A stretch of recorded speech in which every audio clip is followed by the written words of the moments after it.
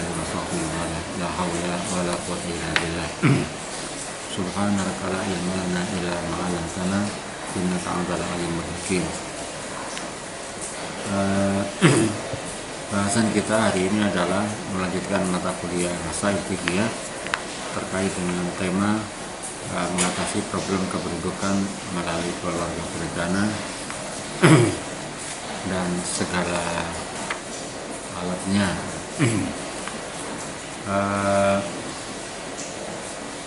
Sebagaimana kita ketahui bahwa Indonesia adalah merupakan salah satu negara dengan penduduk terbanyak ketiga di dunia, ya. Dan ledakan penduduk itu terjadi karena laju pertumbuhan penduduk yang begitu tinggi. Kondisi inilah jelas menimbulkan dua sisi yang berbeda. Di satu sisi adalah menjadi salah satu kekuatan yang besar untuk Indonesia, tapi di sisi lain bahwa hal tersebut menyebabkan beban negara yang menjadi semakin besar. Selain menjadi beban negara, juga menimbulkan problem-problem sosial. Banyak penduduk yang tidak disertai dengan kesediaan lapangan pekerjaan yang mampu menampung seluruh angkatan kerja, bisa menimbulkan pengangguran, menimbulkan kriminalitas, dan juga bersinggungan dengan persoalan rusaknya moralitas sebuah bangsa dan sebuah generasi. Keluarga berencana merupakan salah satu slogan program di era sejak masa Orde Baru, ya, yang memberikan doktrin kepada masyarakat untuk melakukan perencanaan dengan jumlah anak yang akan dilahirkan dalam suatu rumah tangga. Nah, untuk itulah dilakukan penanggulangan kehamilan dengan program KB ini, ya. Program ini dilakukan dengan alat teknologi dokteran yang modern maupun dengan cara yang tradisional. Tentunya hal ini adalah menimbulkan persoalan dari sisi aspek hukum fikihnya. Bagaimana fikih bisa merespon terhadap dinamika kehidupan sosial yang begitu dinamis, terutama dalam menanggulangi adanya tadi ledakan penduduk. Bagaimana pandangan hukum terhadap bagaimana kajian hukum Islam dalam menghadapi kemajuan di bidang teknologi kedokteran, terutama yang menyangkut masalah program keluarga berencana.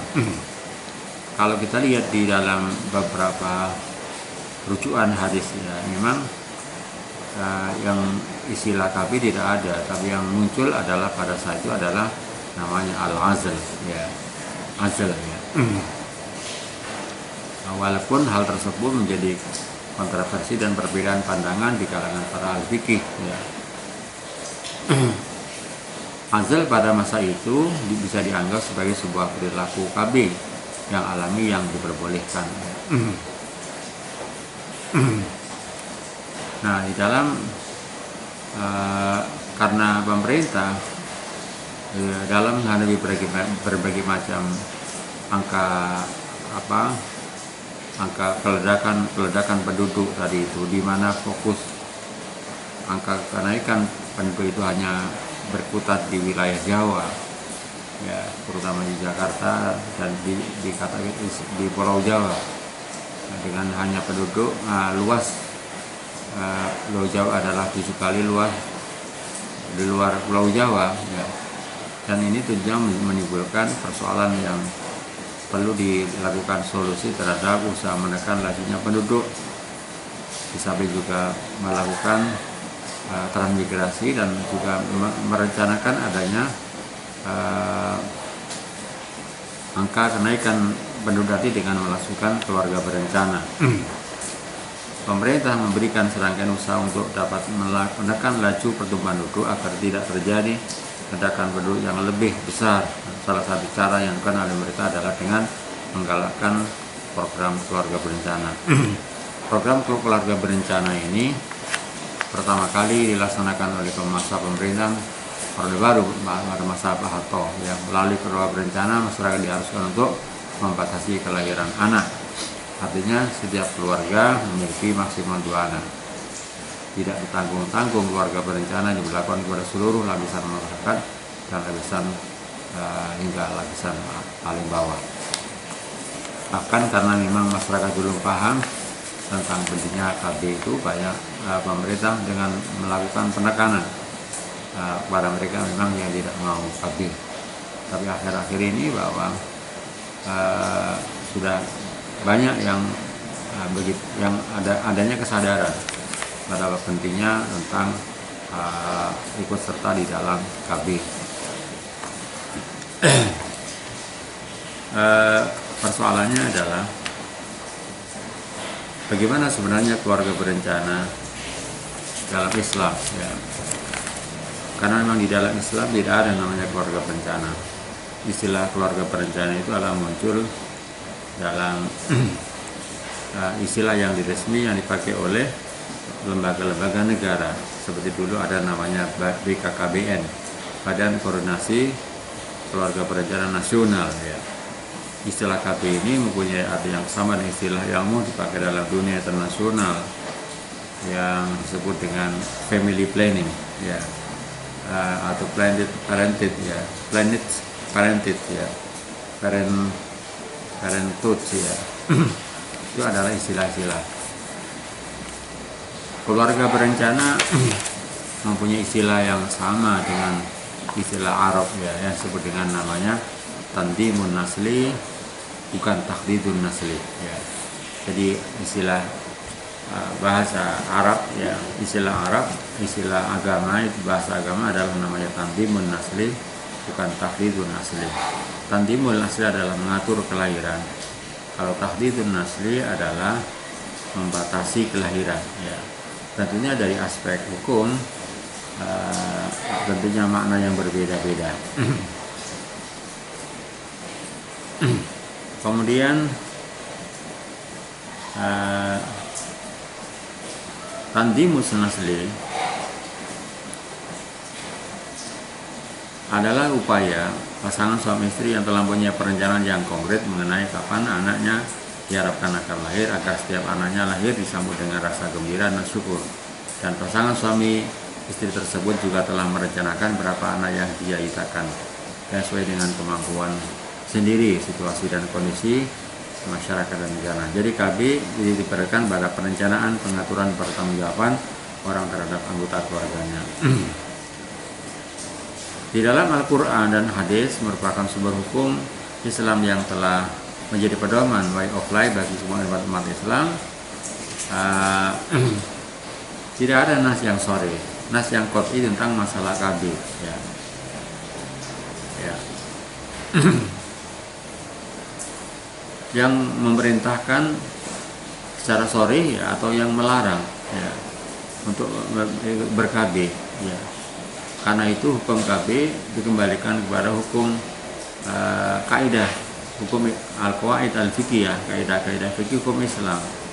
Ada sebuah kaidah disebutkan al-aslu bil asya al-ibahah, ya, hukum yang asal dalam semua hal adalah boleh, hatta yadulla dalilun ala tahrimiyah, sehingga ada dalil yang menunjukkan keharamannya. Kemudian selain berpegang teguh dengan kaidah hukum di atas, bisa juga kita menemukan beberapa ayat Al-Quran dan hadis yang memberikan indikasi bahwa pada dasarnya Islam membolehkan orang ber-KB, ya. Bahkan kadang-kadang hukum ber-KB itu bisa berubah dari mubah menjadi sunnah, wajib, makruh, dan haram, ya. Artinya apa? Hukum sama dengan hukum perkawinan. Jadi hukum orang nikah itu hukumnya bisa wajib, bisa haram, bisa sunnah, bisa makruh, ya. Jadi sesuai dengan ilat hukum, ya. Sesuai dengan kondisi individu muslim yang bersangkutan. Nah, juga bahwa perubahan hukum dan itu adalah sangat ditentukan oleh perubahan zaman, tempat, dan keadaan dan negara. Dalam kaidah fikih disebutkan tagayurul ahkam bi tagayuril azminati wal amkinati wal ahwal wal uruf, ya. Bahwa hukum itu berusaha berubah sesuai dengan perubahan zaman, tempat, keadaan, dan situasi.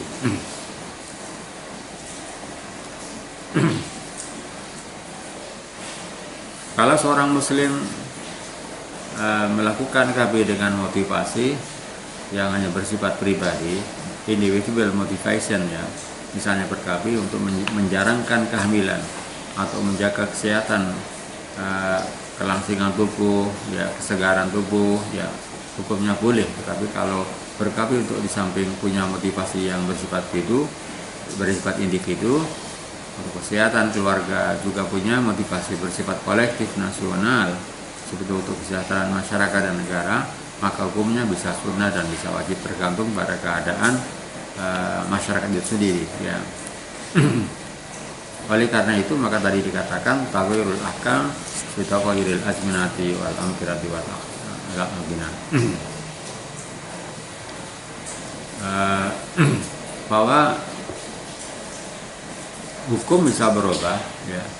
Hukum ber-KB menjadi haram apabila orang melaksanakan KB dengan cara bertentangan dengan cara norma agama, misalnya dengan cara vasektomi, artinya dengan sterilisasi suami, artinya suami itu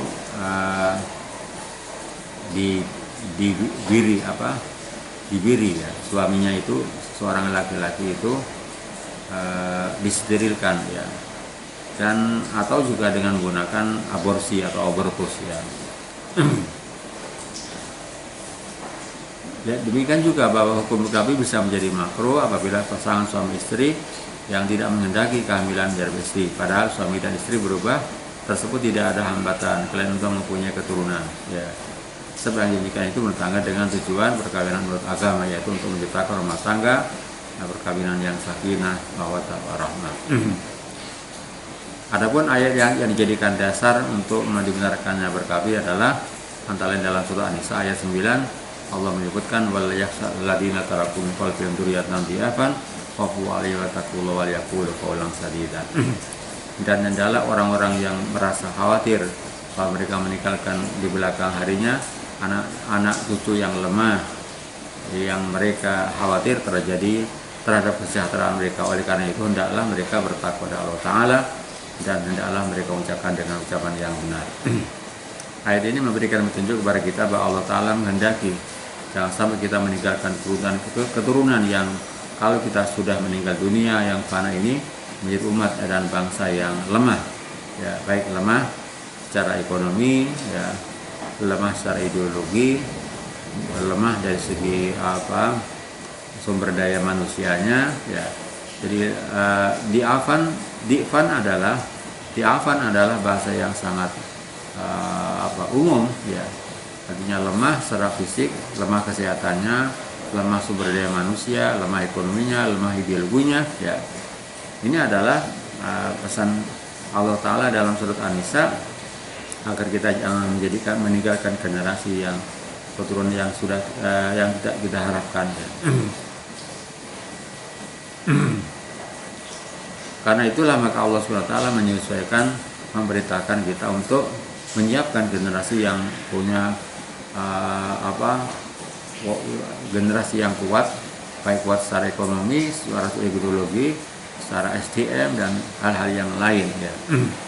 Dan salah satu usaha untuk mencapai tujuan pembangunan ini menyiapkan SDM yang kuat tadi itu adalah dengan melakukan salah satu tujuannya adalah dengan membangun masyarakat yang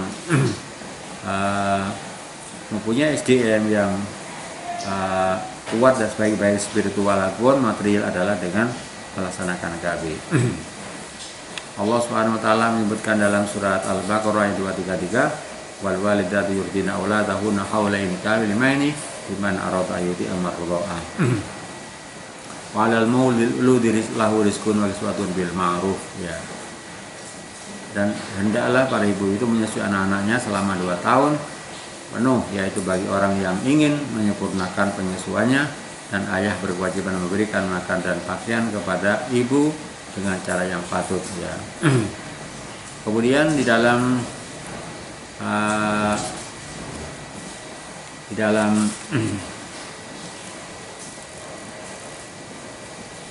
ayat Al-Ahqaf ayat 15 Allah menyebutkan wa wasul insana bil insana hamalat ummu kurha wa watwa kurha wa hamlu wa bisalu sanasuna syahra. Kami amanatkan, kami perintahkan kepada manusia supaya berbuat baik terhadap kedua orang tuanya, ibu yang telah mengandungnya dengan susah payah dan melahirkan dengan susah payah, mengandungnya sampai menyapihnya ada 30 bulan, sehingga apabila ia telah dewasa dan umurnya telah mempunyai mencapai 40 tahun, ia berdoa, ya Tuhan, tunjukkanlah aku, Tuhanku, tunjukilah aku mensyukuri nikmat-Mu yang telah Kau berikan kepadaku. Ayat di atas memberikan petunjuk kepada kita bahwa kita perlu melaksanakan perjalanan keluarga atas dasar mencapai keseimbangan antara kau mendapatkan keturunan dengan terpeliharanya kesehatan ibu dan anak, tercapainya keselamatan jiwa ibu karena beban jasmani dan rohani selama hamil, melahirkan, menyusui dan memelihara anak, serta timbulnya kejadian-kejadian yang tidak diinginkan dalam keluarga. Yang kedua adalah terpelihara kesehatan jiwa, kesehatan jasmani dan rohani anak, sehingga terjadinya pendidikan yang baik. Tercapainya keselamatan agama dan orang-orang tua kita yang dibebani kewajiban mencukupi kebutuhan hidup mereka. Itulah beberapa ayat-ayat yang menjadi dasar adanya justifikasi tentang pembenaran tentang KB, keluarga berencana. Kemudian di dalam hadis disebutkan bahwa riwayat Bukhari Muslim, di dalam matan hadis adalah innaka angtadarawal saka agniya khairu min antadarahum alatan yatakaffafuna annas. Sesungguhnya engkau lebih baik bagimu meninggalkan ahli warismu dalam keadaan kecukupan daripada meninggalkan mereka menjadi beban tanggungan orang yang banyak. Kemudian hadis itu juga menjadi faktor petunjuk bahwa faktor kemampuan suami istri untuk memenuhi kebutuhan anaknya hendaknya jadikan pertimbangan mereka yang ingin menambah jumlah anak. Bahkan faktor kemampuan beban ekonomi keluarga dapat dijadikan pertimbangan oleh seorang untuk menunda adanya perkawinan, sebagaimana di dalam surat An-Nur ayat 23, walaysa bil ladina hatta yughniyahum min. Dan orang-orang yang tidak mampu mawin hendaklah menjaga kesucian diri mereka sehingga Allah memampukan mereka dengan karunia-Nya. Di dalam hadis lain disebutkan al-mu'minul qawiyyu khairun wa ahabbu ila Allah minal mu'min ad-dha'if. Orang mukmin yang kuat, kuat secara ekonomi, kuat secara ideologi, kuat secara SDM, kuat secara finansial adalah lebih baik dan lebih disukai oleh Allah dari para mukmin yang lemah. Hadis riwayat Muslim dan dari Abu Hurairah. Hadis ini memberikan petunjuk peringatan kepada kita bahwa Islam lebih menghargai kualitas daripada kuantitas. Dan yang dimaksud dengan orang mukmin yang kuat di sini adalah orang yang mukmin yang mempunyai kekuatan secara mental maupun fisik, moral maupun material, sehingga dapat benar-benar mencerminkan kekuatan Islam itu sendiri. Kemudian di dalam hadis muttafaq alaih disebutkan dari riwayat Jabir, an Jabirin qala kunna nazilu ala Rasulillah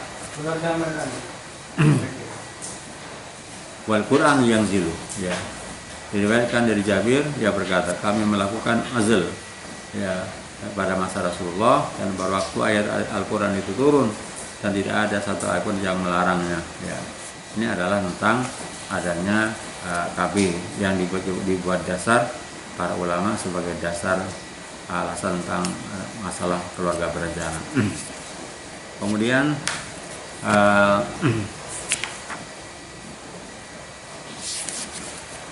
bahwa alat-alat kontrasepsi dalam pelaksanaan keluarga berencana atau family planning tadi itu ada beberapa alat kontrasepsi yang dapat dipakai dalam pelaksanaan KB, pengaturan kelahiran sesuai dengan perkembangan teknologi dan ilmu pengetahuan zaman sekarang. Antara lain alat kontrasepsi untuk suami. Alat kontrasepsi yang dapat dipergunakan untuk suami adalah kondom, suatu alat kontrasepsi yang praktis dan murah, terbuat dari karet tipis sekali dan juga sangat efektif asal betul-betul pemakaiannya harus dengan tujuan kedua suami istri. Yang kedua adalah coitus interruptus, adalah senggama dengan terputus. Metode ini adalah cara yang paling sederhana dan paling kuno untuk menghindari kehamilan, sebagaimana di dalam hadis itu. kunna na'zilu wal Qur'an yang zilu ya. Kemudian yang kedua adalah alat kontrasepsi untuk istri ya. Alat kontrasepsi untuk istri antara lain adalah oral pill ya. Yaitu alat kontrasepsi dapat mencegah masuknya sel telur ovum dan ovarius sehingga tidak ada lagi sel telur yang masuk dalam yang masuk dapat dibuahi. B adalah intrauterine device atau IUD. IUD ini dipasang kepada wanita untuk menghalangi kehamilan dan dipasang 2 atau 3 hari sesudah haid dan 3 bulan setelah melahirkan. Menurut Profesor Toha dalam tulisannya menyatakan bahwa dan menyimpulkan bahwa IUD dalam rahim tidak menghalangi pembuahan sel-sel telur. Yang kedua, 94% dari yang memakai IUD tidak menjadi hamil melalui mekanisme kontrasepsi. Yang ketiga adalah pencegahan meneruskan hidup daripada telur sama dengan pengguguran atau pencegahan kelahiran yang normal. Demikian juga seorang pakar kesehatan Islam, Dr. Ali Akbar, yang mempunyai keahlian dalam dua bidang kedokteran dan agama, membuat kesimpulan bahwa saya berpihak kepada mengharamkan pengguguran jika juga mengharamkan pemakaian spiral karena sifatnya bukan kontrasepsi tapi adalah abortif ya. Namun demikian banyak pula ahli yang tidak setuju dengan pendapat tersebut. Dan Juwairi mengatakan bahwa itu dibolehkan dan tidak semacam pembunuhan dan pencegahan kehamilan. Ya. Menurut Dr. Boyka dalam bukunya menyebutkan bahwa ada beberapa macam alat kontrasepsi yang saat ini bisa dijadikan versi bagi ibu-ibu yang ingin mengatur jarak atau mencegah kehamilan di antara 19 KB implant, KB AKDR ya. Kemudian kontrasepsi suntikan, KB vasektomi, KB kondom, KB tubektomi dan tubal liquidation ya. Berikutnya adalah bagaimana hukumnya menggunakan alat kontrasepsi. Islam memang membolehkan melaksanakan keluar berencana, tapi tidak berarti Islam membolehkan segala macam alat atau cara kontrasepsi adalah bentuk teknik pelaksanaannya. Pada prinsipnya, segala cara kontrasepsi yang merusak wadah insani, mendatangkan mudarat atau yang bersifat menggugurkan dengan dilarang oleh Islam. Alat kontrasepsi yang diperbolehkan oleh negara pada saat ini adalah memang terbatas berdasarkan pertimbangan etis, moral dan hukum agama. Dan di antara cara alat kontrasepsi yang dipandang legal adalah IUD ya. Intrauterine device ya.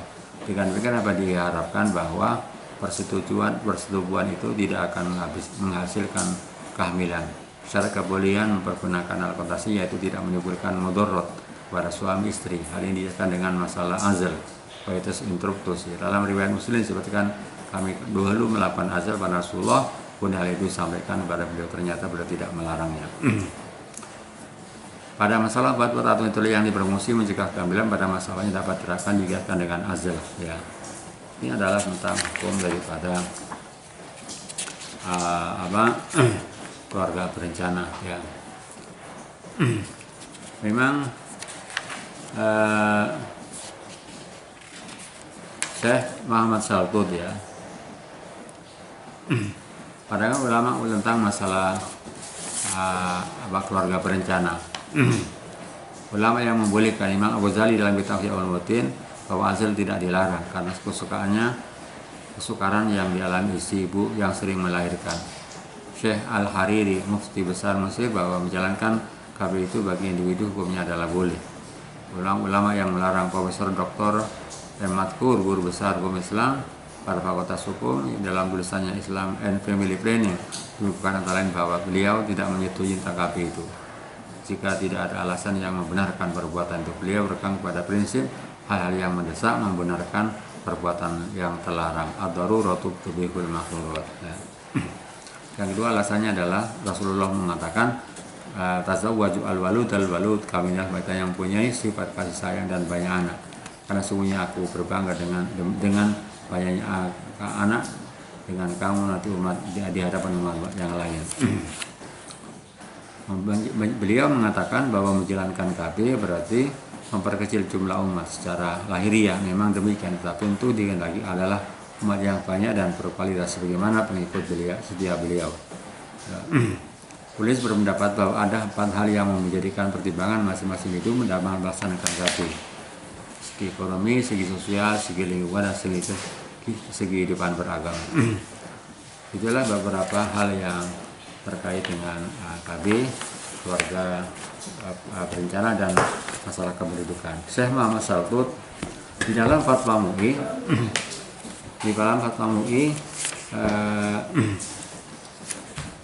disebutkan tentang musyawarah ulama tentang kependudukan, kesehatan, dan pembangunan yang berlangsung di Jakarta tanggal 10 sampai dengan 30 Muharram 1440 Hijriah, bertepatan dengan tanggal 17 sampai 30 Oktober 1993 Miladiyah, yang terkait dengan adanya program kependudukan, kesehatan, lingkungan hidup merupakan bagian dari pembangunan nasional, ya, di mana pada saat itu memutuskan tentang antara lain adalah hal-hal yang terkait dengan kependudukan dan masalah keluarga berencana dan lingkungan, ya, masalah kesehatan. Antara lain diputuskan bahwa keluarga berencana adalah suatu ikhtiar atau usaha manusia agar mengatur kehamilan dan keluarga sehingga tidak melawan hukum, agama, dan undang-undang negara dan moral Pancasila demi mendapatkan kesejahteraan keluarga khususnya dan kesejahteraan bangsa umumnya. Yang kedua, ajaran Islam membenarkan pelaksanaan keluarga berencana untuk menjaga kesehatan ibu anak, pendidikan anak agar menjadi anak yang sehat dan cerdas dan soleh.